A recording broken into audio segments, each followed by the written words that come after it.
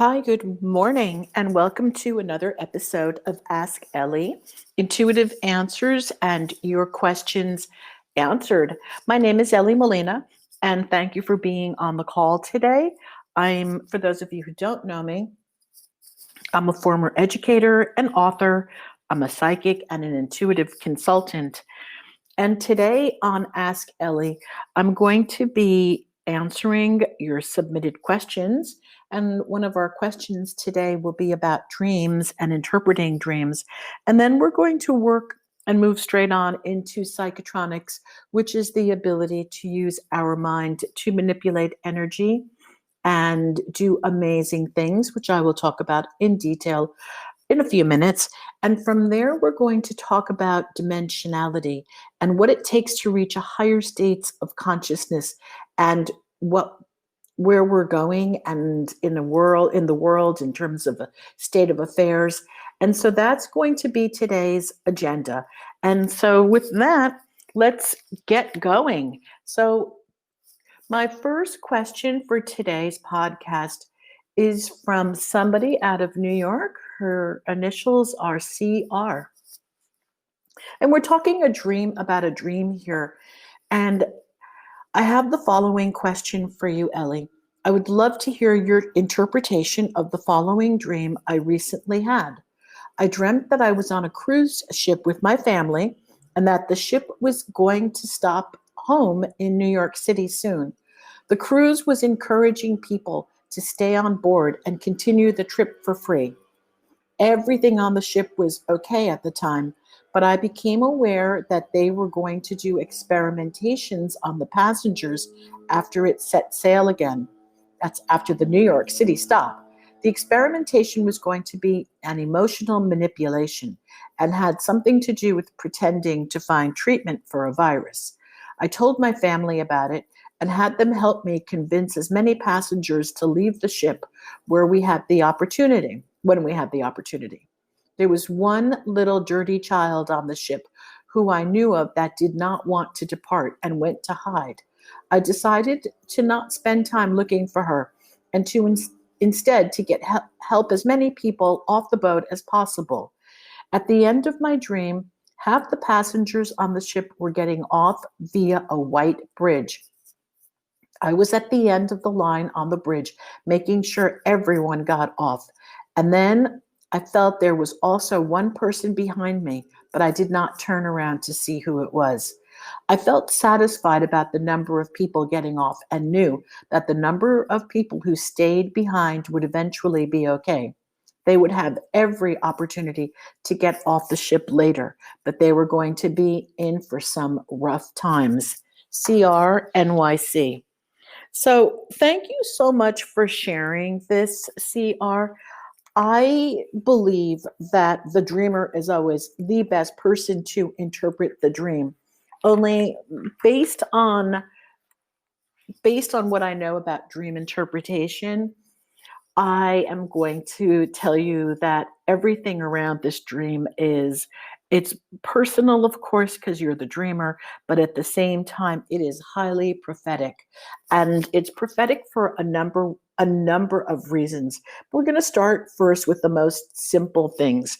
When I do dream interpretation, one of the ways that I do this is by taking a look at the dream exactly as you have done, and then underlining all of the nouns and the verbs. Then you can go back to any source of dream interpretation dictionary.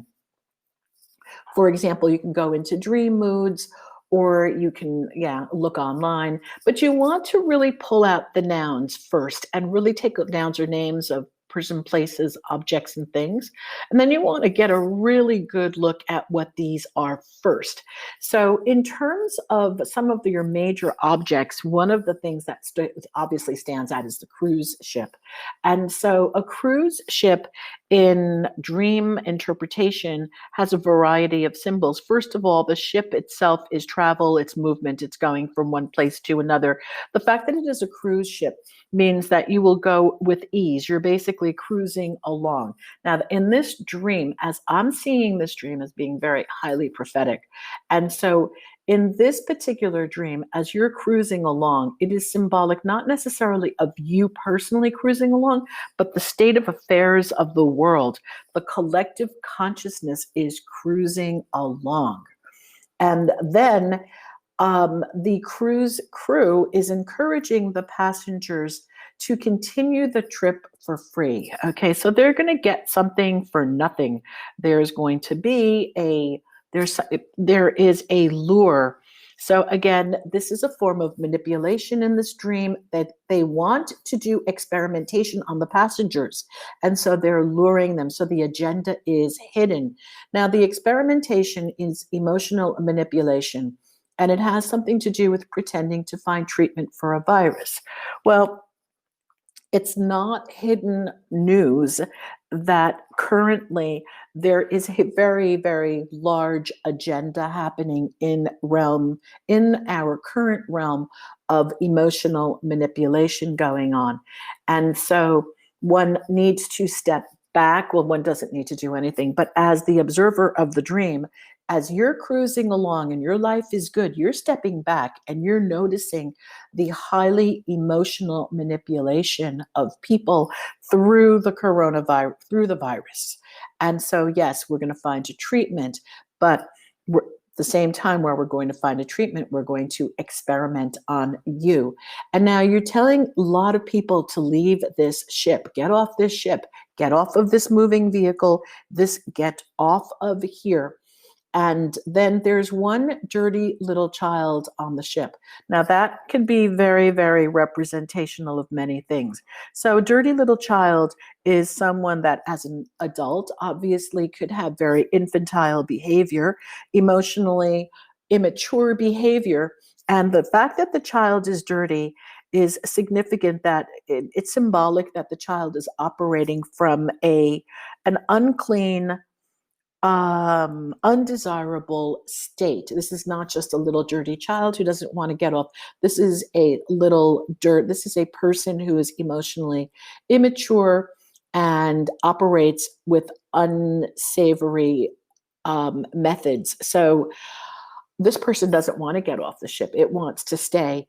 And so you have decided that you're not going to go looking for this energy, nor are you going to go looking for this child, but you're going to help as many people to get off the ship going on a white bridge.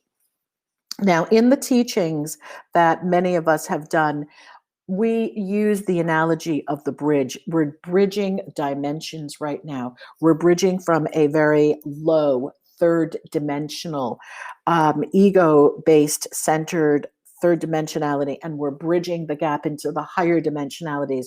And you, as a light worker, you know that this is your calling, and you know that you are bridging the gap. So you're helping as many people as you can to go to the light. So you're acting here as a light worker. You don't have time to look for the dirty little child, nor do you have time to engage with the dirty little child. You need to get as many people as possible off of this boat, across these dimensions into the light, and into seeing the truth, into a higher vibration.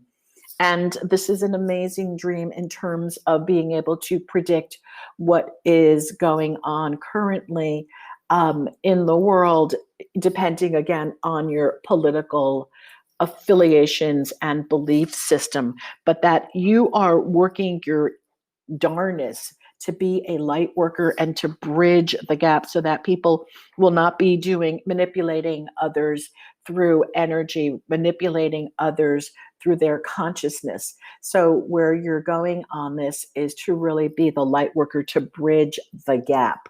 Okay, again, we're talking about cruise ships that are cruising through situations, things are going really well, and that, like I said, again, this is such a highly prophetic dream that you take this information and then use it and see that you, in your daily life, through your own profession, your circle of friends, your contacts, that you can then bring as many people over to cross the bridge, get them into the light as possible. All right, be the bridge that you know that you were put out here on this earth to do that work. Very cool dream. So good morning, everyone. I'd like to welcome those of you who've joined into the conversation. And if anyone, this is an open forum, so we're on air live. And I would love for you to either give your comments and questions as you're here. And so I have the T saying, "Hey, Elly. Hi, good morning to everybody. And if you'd like to ask a question, now's the time. All you have to do is call in and I will connect you live if you want to talk about this before I move into the next topic for today. Anybody have any questions? Hi, Peter Pan, and good morning, Eva. Good morning. Okay, no questions. Feel free to ask questions. Because of CR's wildly prophetic dream, what I'd like to do is to move right into the dimensions and accessing higher levels of consciousness. So, this is a critical, if you're living in the United States, this is a critical and crucial time at this moment. Things that are happening right now are unprecedented in the United States. And we can all have our speculations and our belief systems as to where this is going and what is going to happen. And one of the things that I'd like you to take a look at, even though you can't see it because this is a podcast, I'm going to read some things to you. Let's talk about the qualities of what puts people and entities and institutions into a third dimension. And there's nothing wrong with being in the third dimension. It is just a place to stand, a place to be. And in the third dimension, we have the ego, which is very strong. Everything is based on the ego, and our service is to ourselves. And there's a certain kind of duality present. And then we have polarization. We label people. We encourage separatism. We look to control. We look for rules. We look to achieve higher levels of status and materialism. We believe in working hard and linear thinking, and we follow the lower emotions of fear-based programming. We look for cause and effect, which of course brings us into blame. Then that brings us into a victim mentality. We look to separate. I think I said that before. And then, of course, this energy in the third dimension is very slow and very dense. And one of the things that CR has in her dream, she's a bridge in that dream. She's acting as the bridge to get people from the third dimension of this lower dimension, people who would be willing to do experiments on other people, to manipulate them and control their emotions, and to these are highly subversive tactics used in espionage, as a matter of fact, and manipulating crowds. And historically, these are used in manipulating the masses. If we look at the past and we pay attention to how history repeats itself, it's really important to take a look at what's going on. Now, in the fourth dimension, we have mixed states. We become more conscious. We start to expand our consciousness. What does that mean by expanding our consciousness? It's really having a level of awareness as to what's going on, self-awareness and awareness of what's going. We look for answers. We start to understand structures and we look for connections. We become more compassionate and we begin to align with our purpose. We remember things of our past. We remember who we are. There's a very important teaching that I always stress, and that is remember the self. Remember who you are, not remember your highest self. You're not looking at just your machine, ego-driven self. You want to look at your higher self.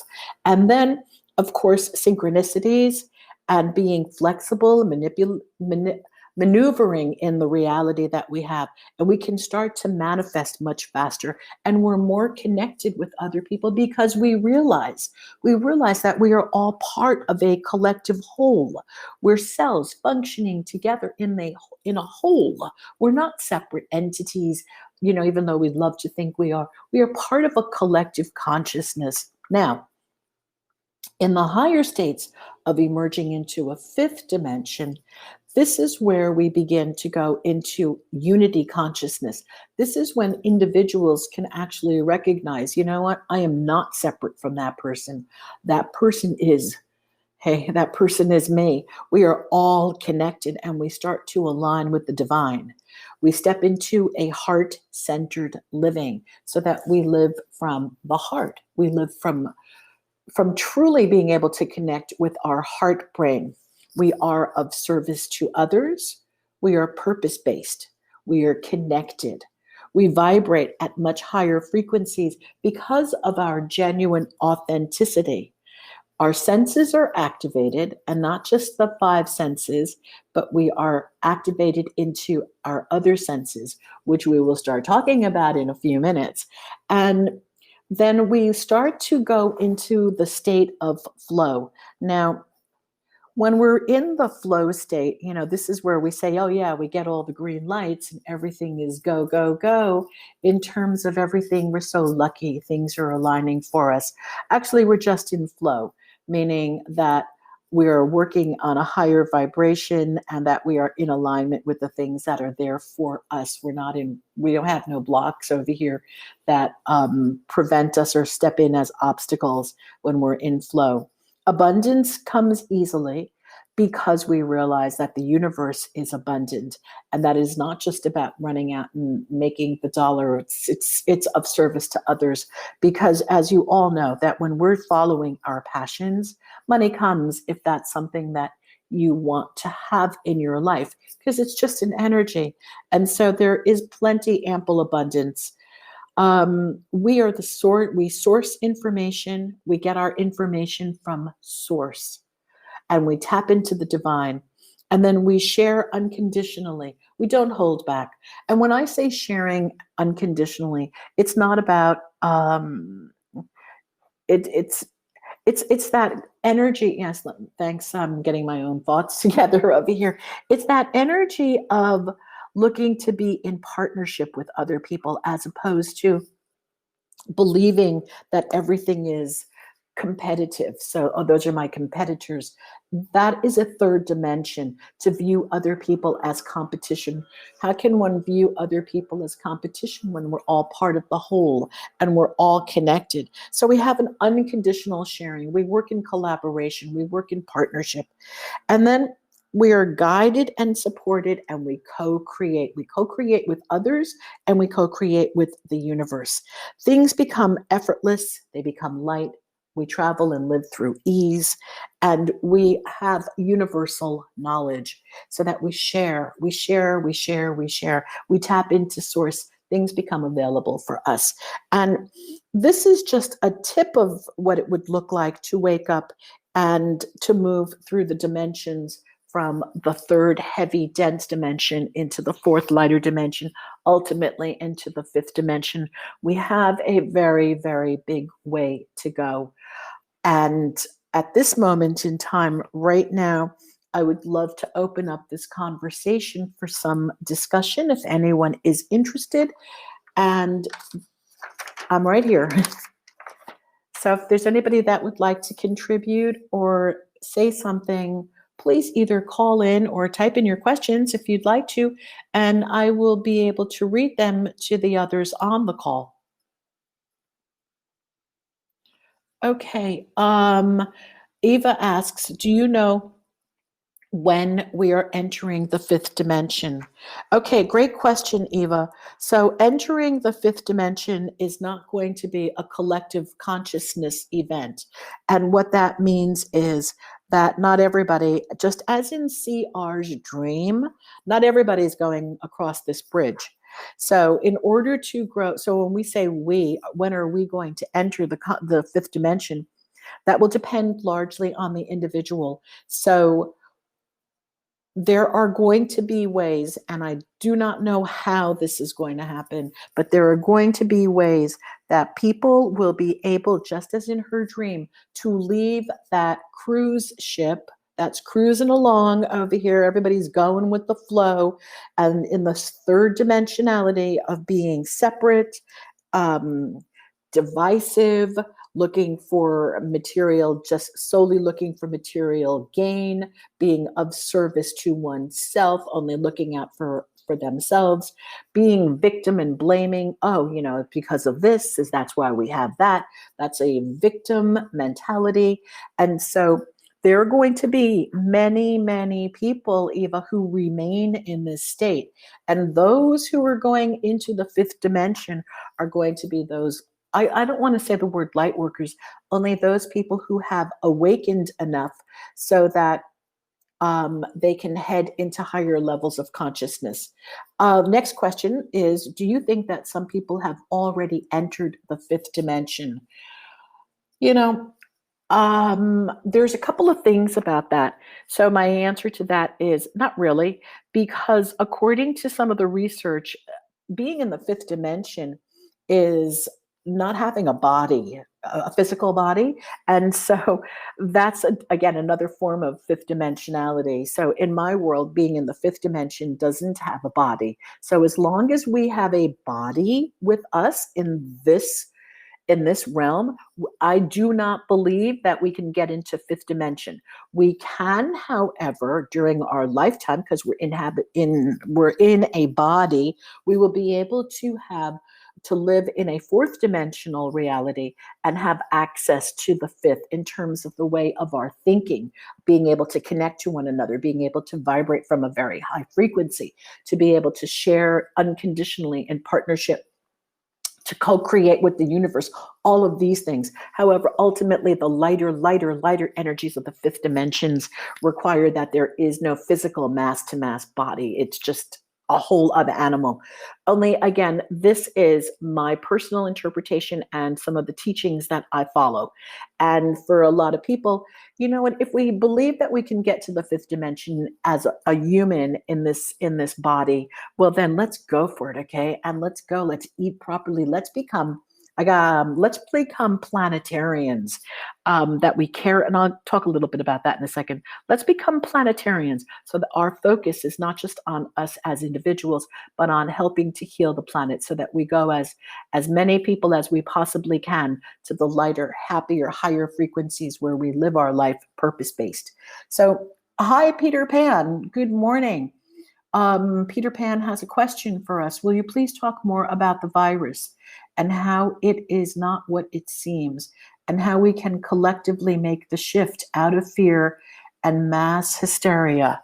Okay, so thank you for that question. Now, this is a very interesting question in many regards. And this gets back to the manipulation of, oh, this is a loaded topic. This gets back to manipulation of the media.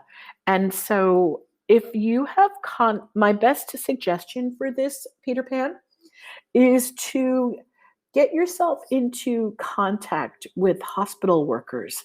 Go meet doctors who are actually working in the hospitals. Meet nurses who are in the hospitals, respiratory technicians, and get a sense of what's really happening in the hospitals, because there is a world of people who have had the coronavirus, who have lived through this coronavirus, who have shared with me personally how this has been the worst illness that they have ever had in their lives, that they thought that they were going to literally die, and actually asked for death to relieve them from these symptoms.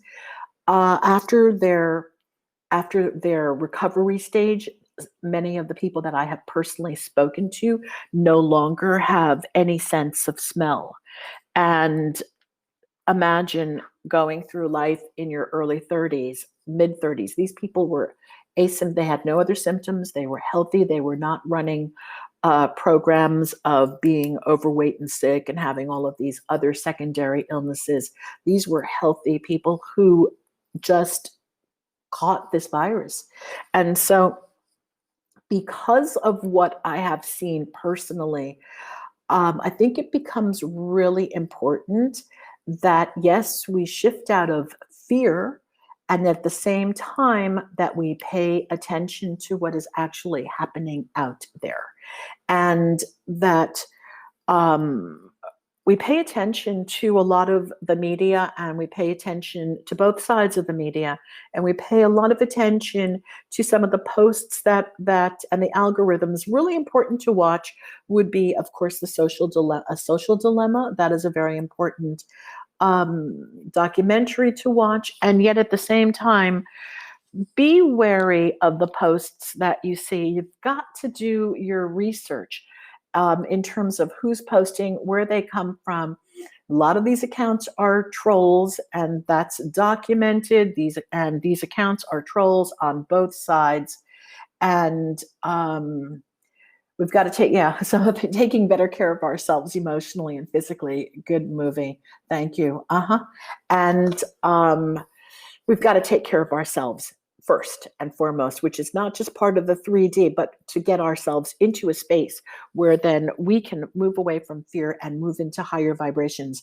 Also, really important, this is my personal thing, Peter Pan and Eva, is that I believe that we need to pay attention to the planet. We are all connected. And so as planetarians, we need to take a look at what can we do to make sure that our planet survives so that we can survive. That means we've got to get back we've got to reach a point of sustainability. We've got to go eat organic. We need to be healthy. We need to pay attention. And that's just my personal opinion.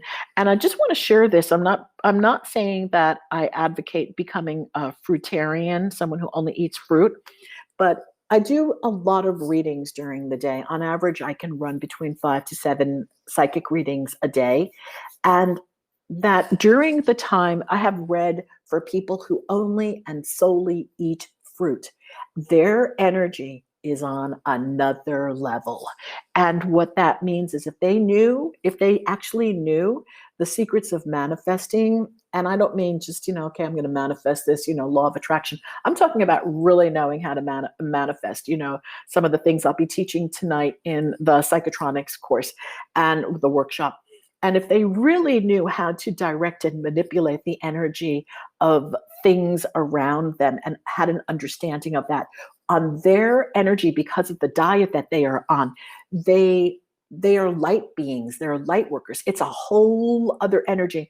And it's not an easy thing to be a fruitarian. Absolutely not. Only what happens to the body is just amazing. And so I don't even know if anybody can sustain that for too long. Only in terms of energy work, it's been just amazing. It's been incredibly eye-opening to see the difference between people in psychic readings who eat lower vibrational foods and those who eat extremely high vibrational foods. What a difference.